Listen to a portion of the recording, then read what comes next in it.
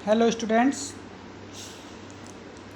आज हम माई maths class 10th में चैप्टर 7 कोऑर्डिनेट ज्योमेट्री का पार्ट सेकंड करेंगे। कुछ क्वेश्चन हमने इसमें फर्स्ट पार्ट में किए थे, उसके आगे अब हम सेकंड पार्ट में कंटिन्यू करते हैं। तो हमारे पास यहाँ पर एक क्वेश्चन आता है कि हमें ये चेक करना है, 3 पॉइंट दिए हुए हैं कि क्या ये तीनों पॉइंट्स आइसोसेलेसिस ट्रायंगल के हैं या नहीं है। इसका मतलब है कि अगर हम इन तीनों पॉइंट्स को ग्राफ पेपर पर लगाकर और इनकी लेंथ नापें साइड्स की पॉइंट लगने के बाद, मान लो 3 पॉइंट लग जाएंगे और हमने इनको ऐड ऐसे करेंगे तो 3 पॉइंट अगर हमारे हैं ये और इनकी लेंथ को नापा जाए तो अगर ये तीनों एक जैसे आ गए, ए बी बी सी सी ए का डिस्टेंस, तो ये इक्विलेटरल ट्रायंगल होगा। और अगर इन में से कोई दो आंसर एक जैसे आ गए डिस्टेंस के तो आइसोसेलेसिस होगा, और अगर तीनों अलग अलग आ गए तो स्केलर ट्रायंगल की पॉइंट्स होंगे। तो हमें बताना है कि आइसोसेलेसिस ट्रायंगल के पॉइंट्स हैं या नहीं है। तो एक हमारा पॉइंट ए है 5 - 2, एक हमारा बी है 6 4, एक हमारा सी है -7 -2। तो पहले हम ए बी का डिस्टेंस निकालेंगे। तो जब हम ए बी का डिस्टेंस निकालते हैं तो डिस्टेंस फॉर्मूला लगाते हैं x2 - x1 का whole square plus y2 - y1 का होल स्क्वायर। क्योंकि हम बी सी ए बी को ले रहे हैं तो ए बी वाले ही हम पॉइंट देखेंगे। पहले वाला x1 y1, ये x2 y2, इन्हीं को ध्यान देना है। पहले वाला हमेशा x1 y1, दूसरा फिर x2 y2, किसी को भी x1 y1 x2 y2 ले सकते हो। तो यहाँ पर हमने वैल्यू डाली x2 6, x1 5 whole square, y2 4, और ये माइनस फॉर्मूले में भी है, यहाँ भी माइनस का 2 है तो माइनस के आगे माइनस हम प्लस कर रहे हैं डायरेक्ट।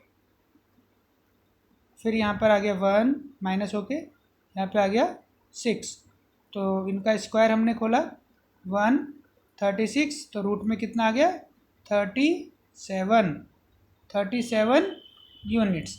ये ए बी का डिस्टेंस आ गया, मतलब ए बी की जो लेंथ है ट्रायंगल की वो हमारी आ गई है। इसके बाद हम बी सी का डिस्टेंस निकालेंगे, बाद वाले दोनों। तो जब हम बी सी का डिस्टेंस निकालेंगे तो एक हमारा पॉइंट जो है बी सी का 6 4 और सी जो है -7 -2, तो एक हमारा x1 y1 है और एक हमारा x2 y2 है। तो इसका डिस्टेंस निकालेंगे। डिस्टेंस फॉर्मूला अब हम नहीं लिखेंगे, बस वैल्यू डाल रहे हैं x2 - 7 x1 - 6। इसके बाद हम दूसरा करेंगे y2 - y1 और इनका हम स्क्वायर सॉल्व करेंगे। तो दोनों का जब हम स्क्वायर सॉल्व करते हैं तो कितना आ जाता है, यहाँ पर 7 की जो हमारी वैल्यू है ये प्लस का 7 है, इसलिए हम यहाँ पे प्लस का 7 ले रहे हैं पहले का। और अब इसको सॉल्व करते हैं, कितना आता है 1 7 - 6, और ये हमारा आ जाता है -6 का स्क्वायर। इसको सॉल्व करते हैं तो कितना आ गया 1 का स्क्वायर 1, 6 का स्क्वायर 36, और ये भी ऐड होके 37 ही आता है। तो यहाँ पर हम देख रहे हैं कि हमारे दो आंसर एक जैसे आ गए, √37।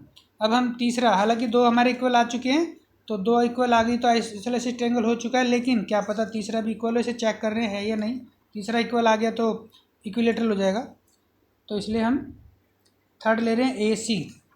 तो हमने ए और सी पॉइंट लिए। पहले ए वाला जो हमारा पॉइंट है 5 - 2 है और सी हमारा 7 - 2 है। तो x1 y1 x2 y2, तो ए सी का डिस्टेंस निकालेंगे अगर हम, तो हमारा x2 - x1 का स्क्वायर y2 माइनस क्या आगे माइनस आ गया यहाँ पर का स्क्वायर, तो ये प्लस हो जाएगा माइनस के आगे फॉर्मूले में। फॉर्मूला हमने लिखा नहीं अब की बार, तो अंदर बचा 7 - 5 2 का स्क्वायर, ये अंदर प्लस माइनस जीरो हो गए हैं, 2 का स्क्वायर 4, 0 का 0, तो 4 का क्या हो गया 2, ये ओपन हो गया है ऐसे, तो ये 2 आता है, यानी कि ये इक्वल नहीं आया है। तो इसमें क्या है कि हमारे दो आंसर एक जैसे आ गए हैं, A B equal B C but not equal C A C. Therefore it is isosceles triangle, क्योंकि दो तो हमारे इक्वल आ ही गए हैं, जो कि रूट 37 था। क्या था वो? Root 37 unit. तो इसलिए हमारा ये आइसोसेलेसिस ट्रायंगल प्रूफ हो गया। अगर तीनों इक्वल आते तो इक्विलेटर ट्रायंगल होता। यहाँ पर एक क्वेश्चन हमारा बनता है कि अब की बार ये 3 पॉइंट दिए, अब की बार पूछ रहे हैं कि किस टाइप का ट्रायंगल है ये। तो इसको करने के लिए हम ऐसे ही करेंगे जैसे अभी हमने किया है। हमारे पास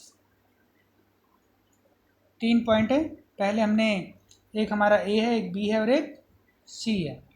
तो ये हमने 3 पॉइंट ले लिए। तो पहले हम ए और बी वालों को ले लेते हैं। एक x1 y1 x2 y2। तो पहले हमने ए बी का डिस्टेंस निकाला। तो डिस्टेंस फॉर्मूला हमारा जो कि याद होना चाहिए, x1 x2 माइनस x1 का स्क्वायर y2 माइनस y1 का होल स्क्वायर। तो यहाँ पर x2 हमारा -2 माइनस x1 है 3, y2 -3 -2 y1 इधर से ए बी पर ही ध्यान देना है अभी हमें। तो अंदर कितना आ गया यहाँ पे? -5, यहाँ भी आ गया -5। तो इनका स्क्वायर खुलता है तो यहाँ पे आता है 25 और दोनों ऐड होकर 50 आ जाता है। क्या आता है? 50 पहला। उसके बाद हमने दूसरा लिया, अब की बार बी सी लिया, बी और सी।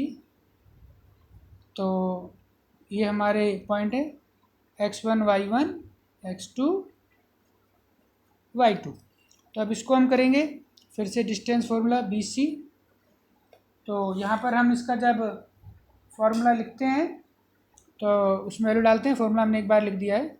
x2 माइनस यहाँ पे 2 आ गया और यहाँ पे माइनस है, x1 माइनस है, माइनस का माइनस होगा तो प्लस लगा दिया हमने डायरेक्ट।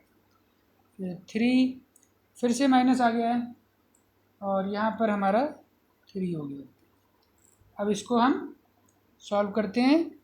अंदर 2 + 2 4, 3 3 6।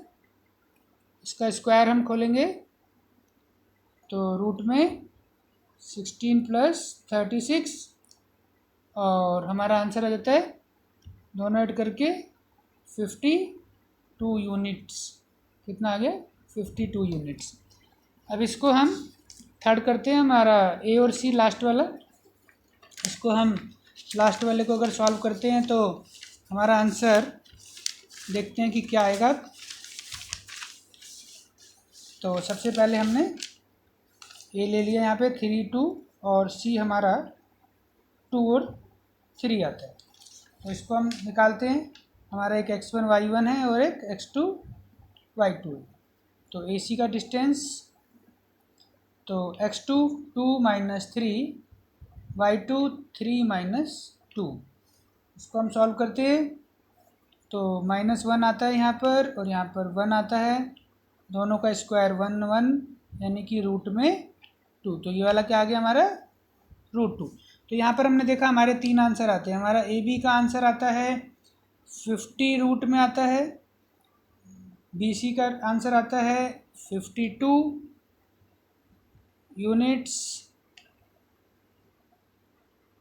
और तीसरा ए सी या सी ए का √2।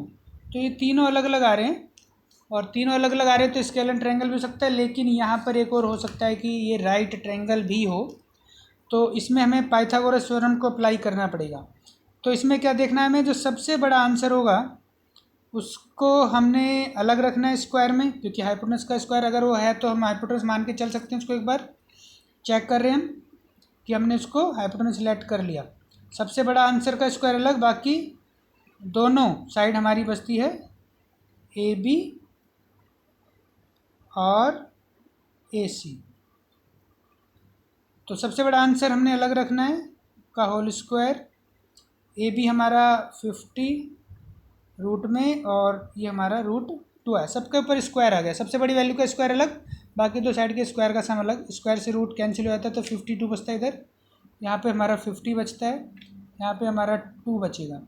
तो यहाँ भी 52 हो गया और लेफ़्ट में भी 52 था। तो अगर ये ऐसा हो जाता है तो इसका मतलब ये हमारा राइट ट्रायंगल भी है स्केलन के साथ।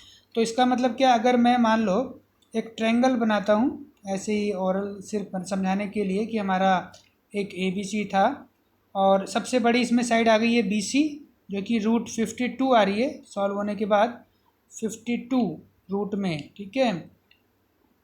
तो इसका मतलब BC अगर सबसे बड़ी आ गई और पाइथागोरस अप्लाई हो गई तो BC के सामने जो एंगल पड़ रहा है ये एक्चुअल में हमारा ए एंगल इस ट्रायंगल में 90 डिग्री भी है, तो ये हमें ध्यान देना है। तो आज इतना करते हैं, इससे आगे थर्ड पार्ट में कंटिन्यू करेंगे।